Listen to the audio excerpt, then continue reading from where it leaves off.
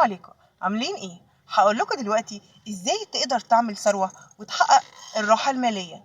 ازاي كده؟ اول حاجة لازم يكون عندي يقين بالله ان هو هيقف جنبي وهيساعدني وهيعمل لي كل اللي انا عايزه، ومهما تعبت ومهما زهقت يكون عندي يقين بالله وادعي كتير ان ربنا، واكون واثق ان ربنا هيحقق لي هدفي. ثانيا ان انا اسعى، ما اكونش قاعد في البيت نايم واقول ربنا هيجيب لي الحاجه اللي انا عايزها، لا، لازم اسعى واسعى كتير كتير كتير لحد ما ربنا يحقق لي هدفي، وربنا ايده هيكون بايدك وعمره ما هيسيبك ابدا.